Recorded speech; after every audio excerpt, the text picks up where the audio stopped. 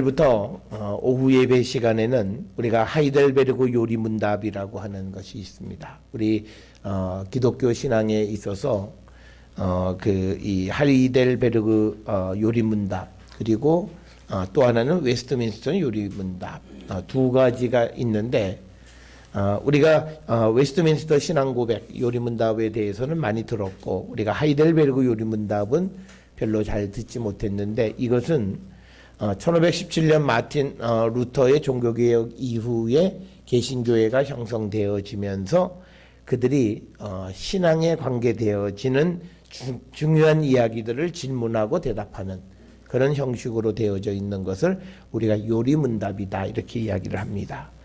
그 가운데 이제 1563년에 독일의 팔츠 지역의 수도였던 하이델베르그 지역에서 거기에 있는 사람들이 이제 그 신앙에 관해서 묻고 대답하는 형식으로 되어 있는 그 신앙 고백을 우리가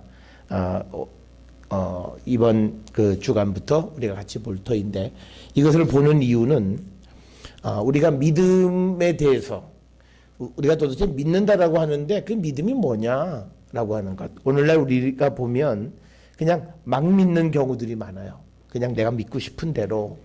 그런데 그게 아니라 성경 안에서 성경을 정리해 가면서 우리의 믿음에 관한 기본적인 질문들에 대한 질문과 대답.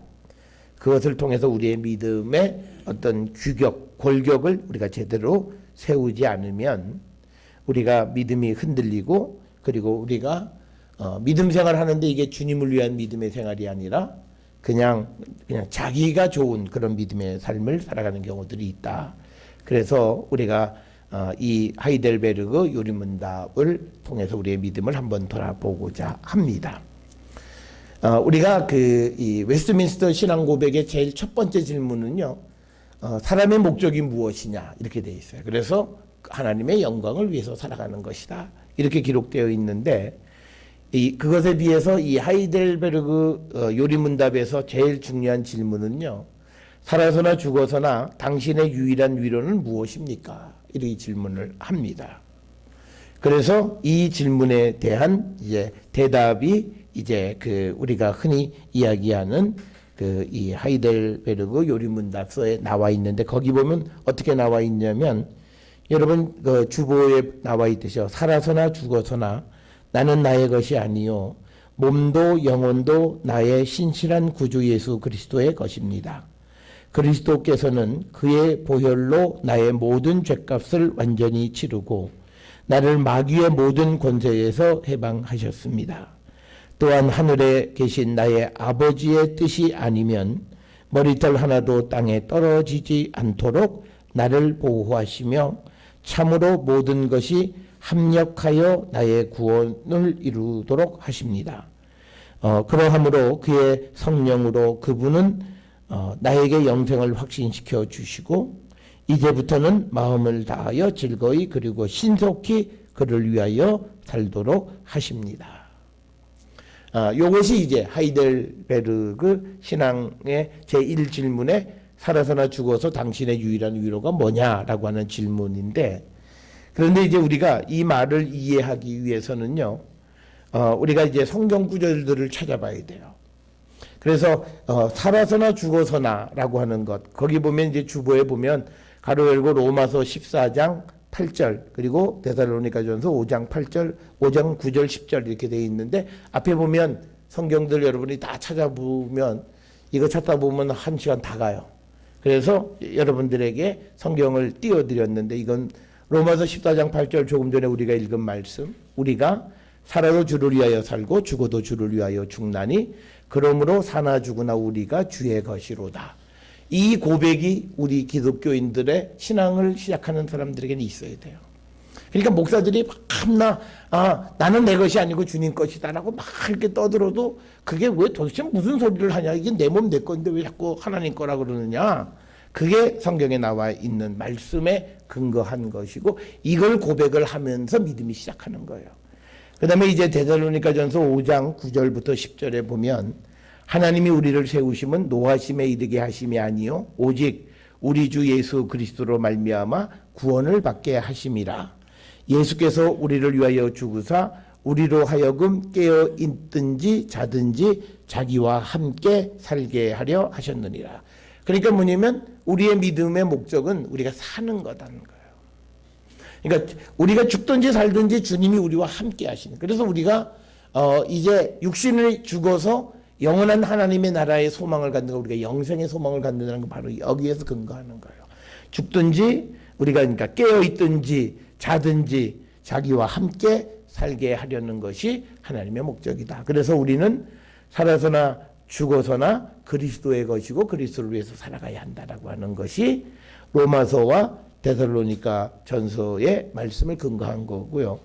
나는 나의 것이 아니다라고 하는 겁니다. 이 말씀에 대해서 많은 사람들이 거부감을 가져요. 아니 뭐 이게 내 건데 나에게 주셨는데 이게 내 게 아니라니 도대체 무슨 말이냐. 그래서 고린도전서 6장 19절부터 20절에 너희 몸은 너희가 하나님께로부터 받은 바 너희 가운데 계신 성령의 전인 줄 알지 못하느냐. 너희는 너희 자신의 것이 아니라 값으로 산 것이 되었으니 그런즉 너희 몸으로 하나님께 영광을 돌리라. 그러니까 이 말은 뭐냐면요, 우리가 죄로 인해서 죽을 수밖에 없었는데 하나님께서 예수 그리스도를 보내셔서 보혈의 공로로 우리 죄를 사하시고 우리에게 생명을 주셨다는 거예요. 그러니까 이제 뭐냐면 우리를 하나님이 살려주셨으니까 이게 우리가 이제 살아나면 이제 우리가 내 자신을 위해서 사는 것이 아니라 하나님을 위해서 살아야 된다는 거예요. 그래서 고린도전서 6장 20절에 우리를 그리스도의 피값으로 산 것이 되었으니 너희 몸으로 하나님께 영광을 돌리라. 그러니까 그리스도인들은 하나님의 영광을 위해서 살아가는 것이 기본적인 전제가 되는 거예요. 믿음의 출발은 그거예요. 내가 믿음을 가지고 우리가 이런 생각들 하잖아요. 내 문제, 내가 갖고 있는 여러 가지 어려운 거, 그런 거 다 해결하고 그래서 내가 좀 편안하게 복되게 살고 싶다. 그거는 일단 출발이 잘못된 거예요. 그러니까 우리가 예수를 믿으면 그렇게 되는데 그 출발의 처음 출발은 뭐냐면 내가 주님을 위해서 살아가요. 그러면 주님을 위해서 살아가면 주님은 우리가 원하는 것이 무엇인지를 아시고 그것을 이루어 주시는 거예요. 그래서 내가 하나님이 주시는 은혜로 사업도 잘 되고 뭐 이렇게 내가 원하는 것을 이루게 되는 거예요. 그러니까 어떻게 보면 결과는 똑같은 것 같은데요, 과정은 너무 달라요. 그러니까 내가 하나님을 위해서 살면 하나님은 내 육신의 소망을 이루어 주시는 거예요. 이게 우리가 신앙의 아이러니예요. 세상은요, 내가 위에서 열심히 사는 것을 내가 얻을 수 있어요. 그런데 하나님은 그게 아니라 하나님을 위해서 열심히 살면 내가 원하는 것을 얻게 해주신다는 거예요. 우리가 그걸 믿는 게 믿음이라는 거죠. 그렇기 때문에 오전에도 설명을 드렸듯이 우리가 어떤 자기의 무엇을 이루기 위해서 수단과 방법을 가리는 일을 하는 게 아니라 오히려 내가 무엇을 원하고 또 무엇을 이루고 또 내가 어렵고 힘든 일들이 있을 때 주님에게로 가면 갈수록 주님은 그 사람을 받으시고 그에게 복을 주시는 분이라는 거예요. 그러니까 우리는 많은 사람들은 그래요. 내가 지금 어려워졌고 힘들어지면 일하러 가야 돼요. 그게 정상이라고 생각하는 거예요. 그래서 어떤 이들은 주일날도 일을 해야 되기 때문에 교회를 다닐 수 없다. 이런 이야기들을 해요. 그래서 성경은 우리에게 그걸 가르치는 게 아니라 그거는 그냥 세상의 논리적인 거예요. 그냥 인간적인 인본주의적인 생각이 내가 이래서 내가 먹고 사는 거. 그러니까 I can do. 성경은 I can do를 포기하는 게 믿음이에요. 내가 무엇을 할 수 있다가 아니라 주님이 나에게 해주신다를 믿는 거예요. 그럼 나는 뭘 하냐? 주님에게 쓰임을 받는 거예요. 그러면 우리가 주님이 우리를 어디로 보내실지 아무도 몰라요. 그런데 어디로 가든지 간에 보냄을 받은 곳에서 열심히 내게 주어진 일을 감당할. 그건 우리가 교회에서는 순종이다 이렇게 이야기를 하는 겁니다. 그러니까 믿음의 출발은 일단 이게 내 것이 아니라는 것에서부터 시작을 해야 돼요. 그래야 하나님이 이걸 보호하고, 왜? 하나님 거니까. 그리고 이것을 잘 되게 만들어줘. 왜? 하나님 거니까. 그런데 우리는 이건 내 거고 하나님은 다른 데 있어요. 그래서 나는 일단 잘 되고 보고 하나님 거는 내가 여유가 있으면 내가 그 일을 하지요. 이렇게 되어지는 거예요. 그게 기본적으로 잘못되어진 것이다 라고 하는 거예요. 그래서 우리가 처음 믿거나 우리가 믿음을 처음 출발하면 또는 믿었다 해도요, 내가 주님의 것이다라고 하는 것을 인정 못하는 사람들도 있어요. 그렇지만 우리가 나는 내가 주님의 것임을 인정해야 한다라고 하는 그 당위성은 알고 계셔야 된다는 거예요. 그래서 여러분들이 기도할 때 나는 지금은 그게 내 마음에 와닿지는 않지만 내가 주님의 것임을 내가 고백하고 그대로 살아갈 수 있는 그 목표를 위해서 살아가는 거예요. 그게 우리가 믿음을 위해서 기도하고 발전하는 거죠. 그래서 오늘 우리가 주시는 이 문답, 이 하이델베르그 문답에서 나는 나의 것이 아니다라고 하는 거예요. 그러니까 우리가 나는 나의 것이 아니다라고 하는 데서 여러 가지가 생겨요. 그러니까 나는 내가 계획하는 대로 살아가는 게 아니라 하나님이 허락해 주시는 대로 살아가는 거예요. 그러니까 이게 우리의 딜레마예요. 그러면 나는 그냥 입만 벌리고 벌리고 있으면 하나님이 새가 먹이 쪼아듯이 먹여주느냐? 우리가 그렇게 살아가라고 얘기하는 건 아니에요. 우리가 무엇을 하고 싶으면 그 일을 하나님께 여쭤보는 거예요. 이 일을 내가 해도 되느냐? 그런데요, 사람은 누구에게 말할 때는요, 자기 마음에 있는 속마음은 다 감춰요. 그런데 이런 게 있어요. 나는 이번에 이 일을 통해서 내가 돈을 좀 벌어서 내가 나를 좀 돈으로 괄수했던 사람들에게 내가 한번 좀 뻔때를 한번 보여주고 싶다. 그러면 그 사람은 안 돼요. 왜? 하나님이 부하게 하는 게 뭐예요? 남에게 복수하는 수단이 되잖아요. 그러면 안 된다는 거예요.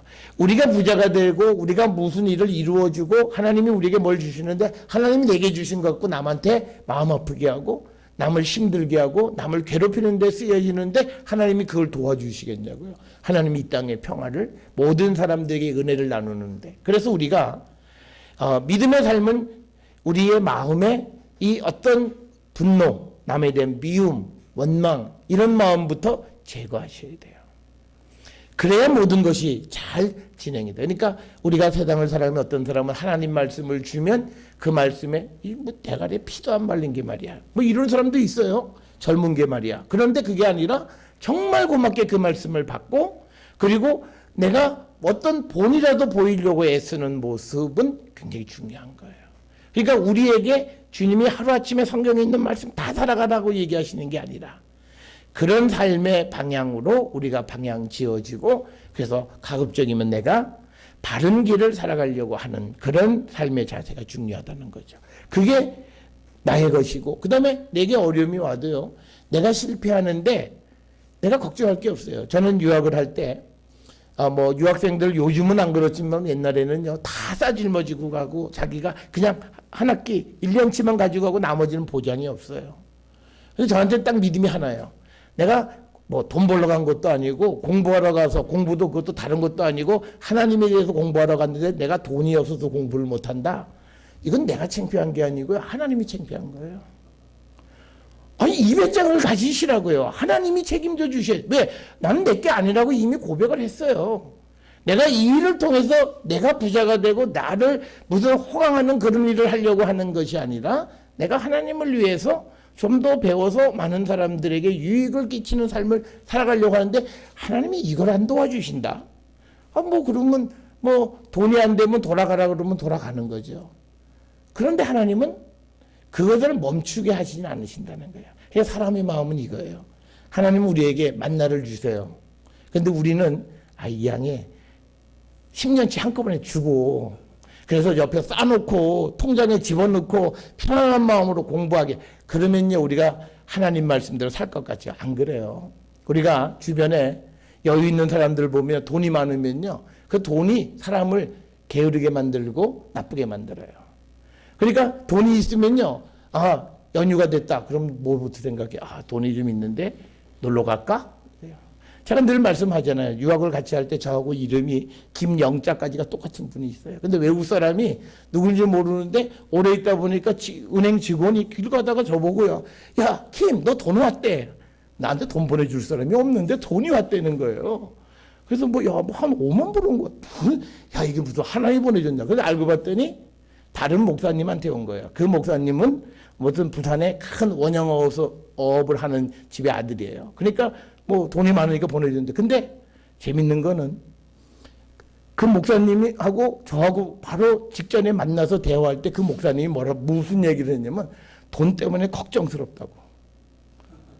그러니까 돈이 5만 불이 은행에 쌓여져 있고 유학하면서 외제차를 굴리고 다니는데도 돈이 걱정이라는 거예요. 그러니까 그분은 자기가 뭘 어떻게 해보려고 하는 거예요. 그러니까 걱정인 거예요. 그런데 이게 내게 아니고 하나님께 드려졌고 그 마음에 내가 조금도 거짓이 없는 그런 믿음이 있으면 그 다음부터는 하나님이 책임져 주는 거예요. 그러니까 우리가 뭐 내가 어떻게 되고 이런 걸 염려하고 걱정할 이유가 없다. 그것이 가능하려면 우리에게 나는 나의 것이 아니다라는 고백을 하셔야 돼요. 그래서 내가 배우거나 내가 무엇이 되거나 하는 것은 다 그리스도를 위해서 살아갈 그런 각오를 가지고 우리가 살아갈 그게 믿음이라는 거예요. 그 다음에 또 하나는요. 그 다음에 나온 게 몸도 영혼도 나의 신실한 구주 예수 그리스도의 것입니다. 그러니까 나의 전체가 내 것이 아니라 그리스도의 것이라는 거예요. 그래서 고린도전서 3장 23절에 너희는 그리스도의 것이요 그리스도는 하나님의 것이다. 그러니까 예수님이 하나님의 것이듯이 우리는 예수님의 것이라는 거예요. 성경에 나타나 있는 논법이야. 하나님이 예수님 보냈고 예수님은 우리를 보내세요. 그래서 우리는 그리스도의 것이고 거꾸로 그리스도는 하나님의 것이다. 그래서 나는 내 것이 아니다. 내 몸도 영혼도 다 예수 그리스도의 것이라는 거예요. 그러니까 우리가 하나님 앞에 보세요. 나를 위해서 뭐 내가 뭘 잘되게 해주고 이런 기도가 얼마나 웃겨요. 이게 지금 이 몸이 누구 건데? 하나님 건데 이걸 가지고 우리가 하나님한테 이거 남이 내 걱정하는 거예요. 남이 야 너 그러면 안 되는데 야 넌 그게 아니에요. 이게 하나님 거라고 하는 그 고백이 우리에게 중요한 거다라는 거죠.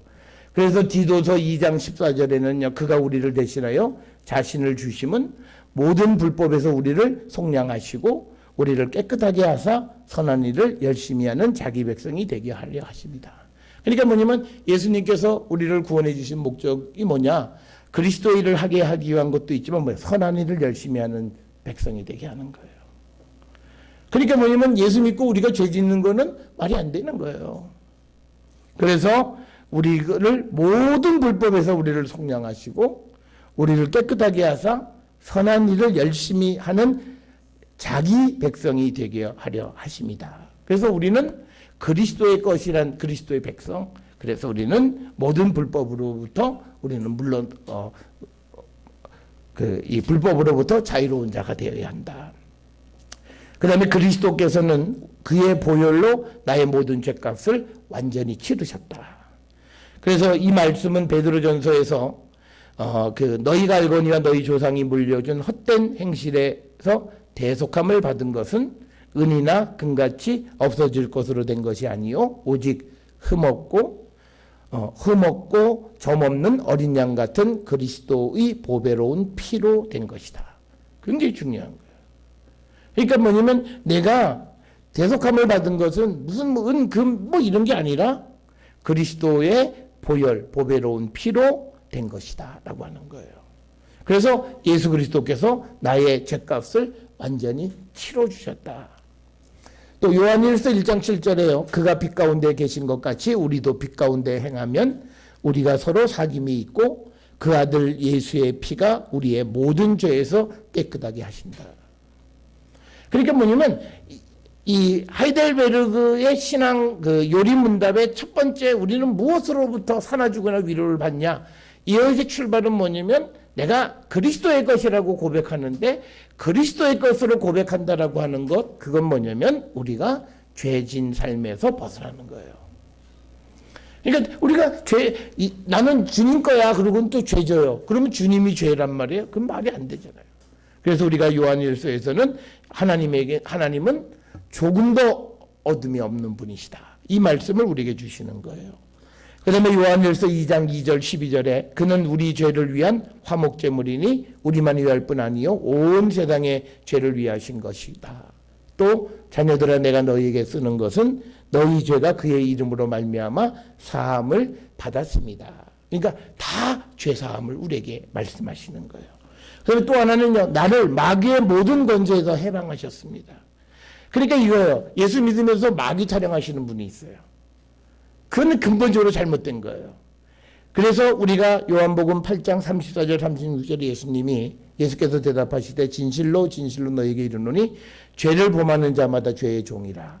종은 영원히 집에 거하지 못하되 아들은 영원히 거하나니 그러므로 아들이 너희를 자유롭게 하면 너희가 참으로 자유로울 것이다. 그러니까 우리를 속박하고 있는 것은 아무것도 없다는 거예요.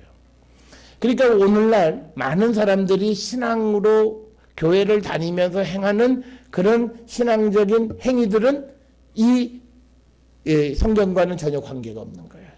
그러니까 뭐냐면 소위 우리가 잘못된 믿음을 가지고 있는 거예요.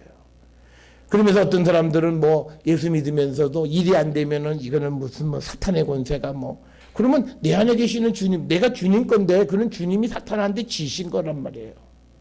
그런 건 아니라는 거예요. 그래서 모든 마귀의 권세에서 우리를 해방시켜 주셨다. 그러니까 뭐냐면 내가 하나님의 것이 되면, 그리스도의 것이 되면 나를 방해할 자는 아무도 없어요. 그래서 우리가 당당하세요. 그리고 우리가 세상을 쫄지 마세요. 내가 설령 뭘 잘못할 수도 있고 실수할 수도 있어요. 그렇다고 해서 하나님이 우리를 심판하고 그러는 것이 아니라 내가 하나님의 것이기 때문에 하나님 우리를 귀하게 여기시고 다시 회개해서 새로운 삶을 살아가게 하신다는 거예요. 그 다음에 시브리서 2장 14절 15절에 자녀들은 혈과 육에 속하였음에 그도 또한 같은 모양으로 혈과 육을 함께 지니심은 죽음을 통하여 죽음의 세력을 잡은 자 곧 마귀를 멸하시며 또 죽기를 무서워함으로 한평생 매어 종노릇하는 모든 자들을 놓아주려 하십니다. 이게 예수 그리스도세요. 그러니까 우리는 어디에도 내가 주님을 영접하면 이 세상에 어떤 권세도 우리를 붙잡을 수 없어요. 이게 예수 믿는 사람의 특권이에요. 그래서 우리가 세상에서 당당하게 살아갈 수 있는 거예요. 그런데 요한일서 3장 8절에 죄 짓는 자는 마귀에게 속했다. 그러니까 지금 처음 믿음의 삶을 살아가는 사람들이 가장 중요한 것은 죄와 멀어지는 거예요. 그러니까 우리가 오늘날 뭐 성령 체험했고 방언도 하고 예수도 만났고 그러면서 불법적이고 탈법적이고 그런 일을 하면서도 아 나는 예수님 만났고 하나님의 백성이고 성령 체험, 이거는 기본적으로 죄를 지으면 마귀에게 속했다고 성경이 딱 단언하는 거예요. 그래서 우리는 가장 시급한 게 죄 가운데 살아가지 않으려고 결단하는 거예요. 그런 삶이 우리에게 필요하다는 거예요. 그게 예수 믿는 거예요. 그래서 하늘에 계신 나의 아버지의 뜻이 아니면 머리털 하나도 땅에 떨어지지 않는다. 이거예요. 우리가 뭐냐면 세상을 두려워할 게 없는 거예요. 하나님이 허락해야 모든 게 돼요. 그러니까 우리는 내게 되어지는 모든 일, 좋은 일이든 나쁜 일이든 하나님이 허락하셔야만 되는 거예요. 허락하지 않고는 되어지는 일은 아무것도 없어요. 그래서 오늘 우리가 주시는 이 말씀에 마태복음 10장 29절에요. 참새 2마리가 하나 서론에 팔리지 않았느냐. 그러나 너희 아버지께서 허락하지 아니하시면 그 하나도 땅에 떨어지지 아니하리라. 너희에게는 머리털까지 다 세신 바 되었다.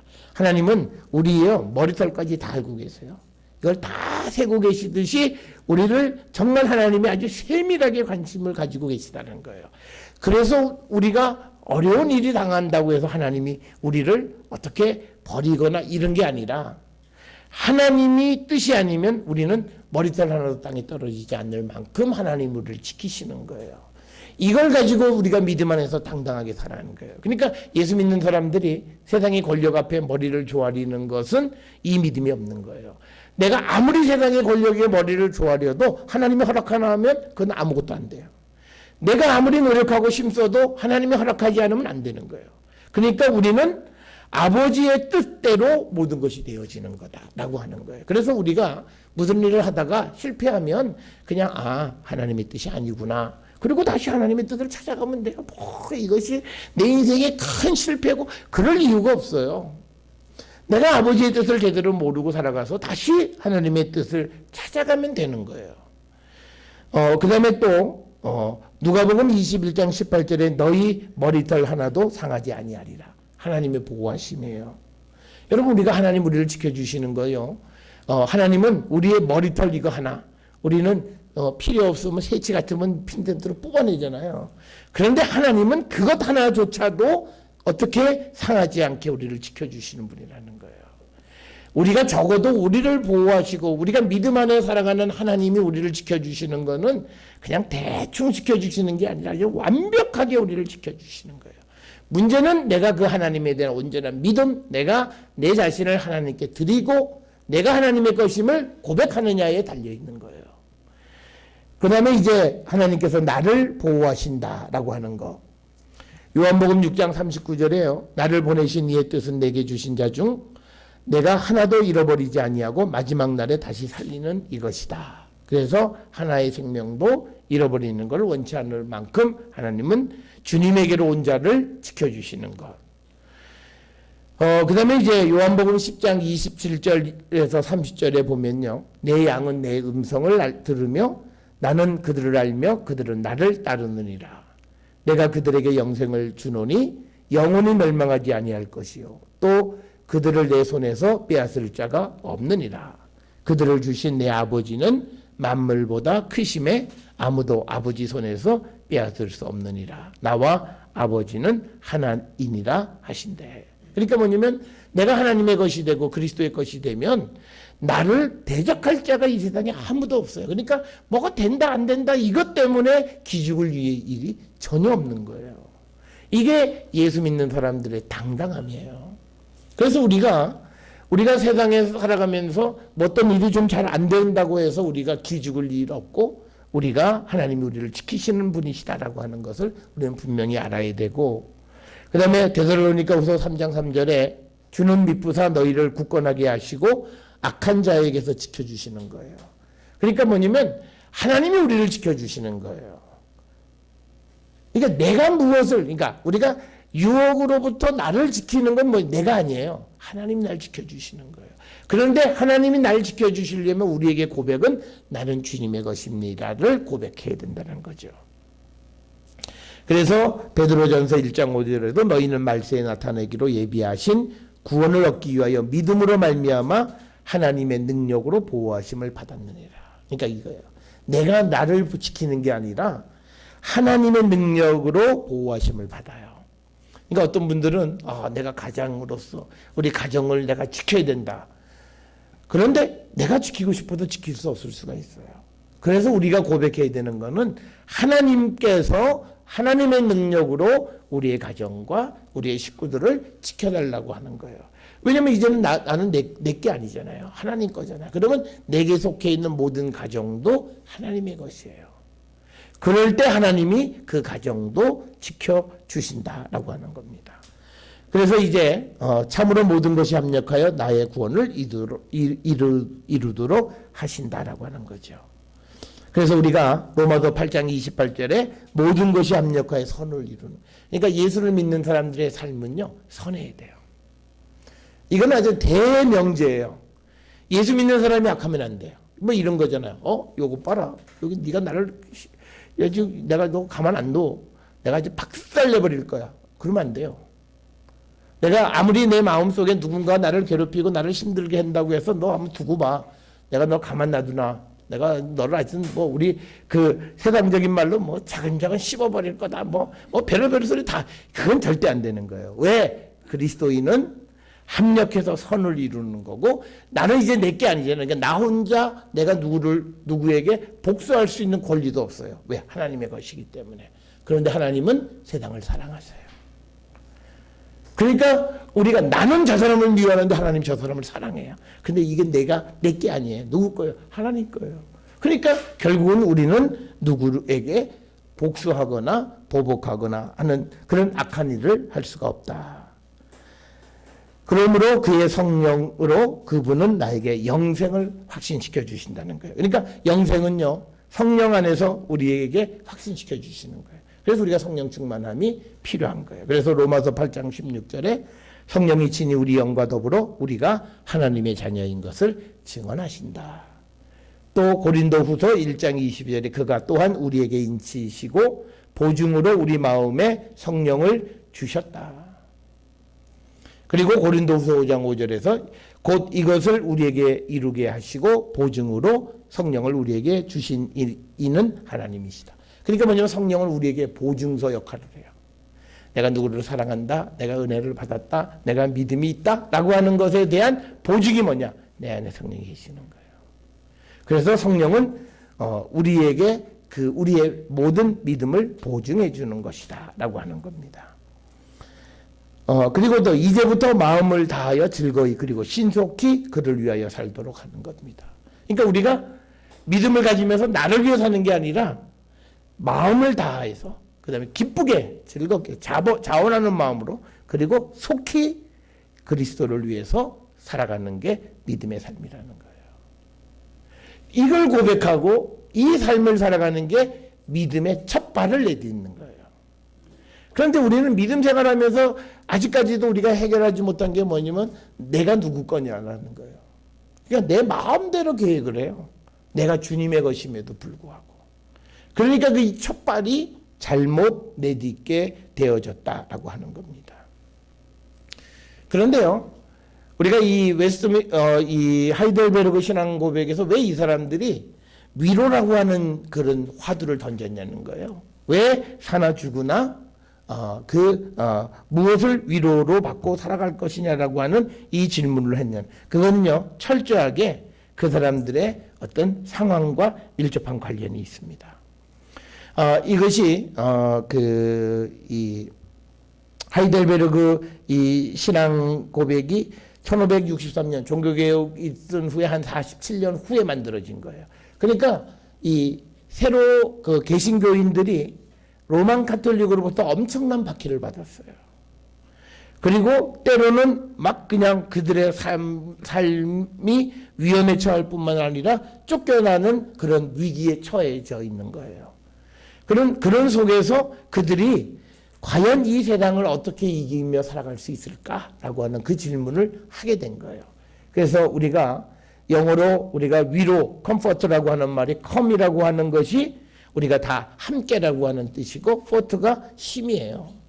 그러면 이 말은 뭐냐면 위로라고 하는 것은요 힘을 가지는 거예요. 그래서 내게 오는 고통을 내가 이겨나가는 게 위로예요.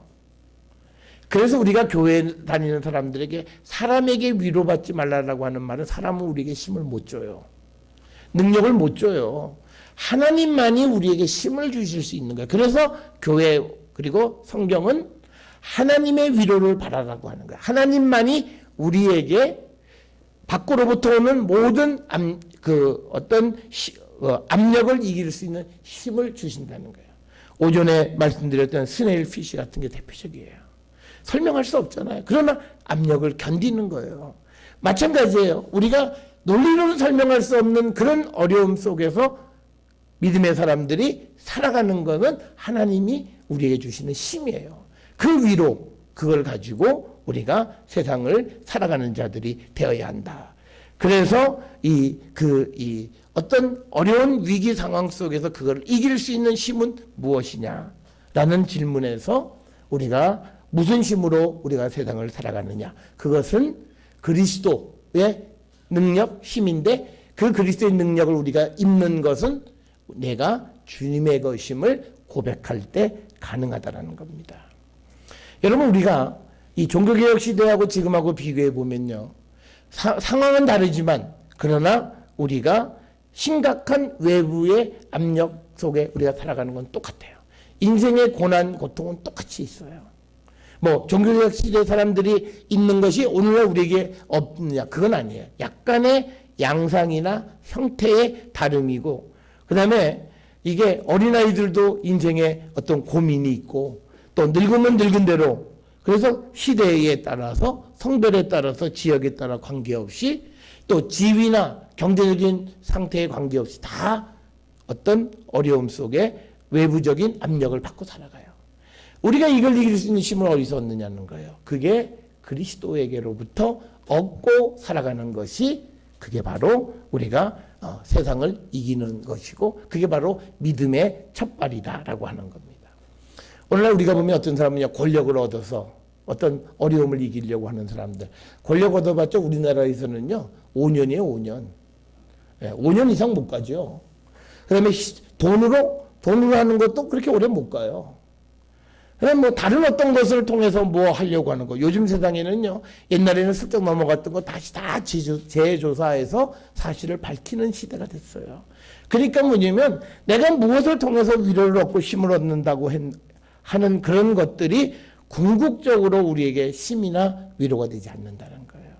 그래서 우리는 주님으로부터 우리가 위로를 받고 살아가는데 주님이 주시는 힘으로 세상을 이기는 자가 되어야 되는데 그건 뭐냐면 우리가 주님의 것이 되어질 때 가능하다는 거예요. 그래서 우리가 믿음 안에 살아가면서요. 고생, 그 다음에 믿음 안에 살아가면서 근심, 걱정 그대로 하고 살아가시는 분들이 있어요. 그분들은 무엇이 안 돼 있냐면 내가 그리스도 것이라고 하는 이 첫발의 고백이 안 돼 있어요. 그냥 나를 위해서 사는 거예요. 그냥 내가 문제 해결해서 그 다음에 그 해결하면 그것에 나오는 모든 혜택은 내가 누리면서 살아가려고. 그러니까 오늘날 우리가 보면 기독교 사학이다.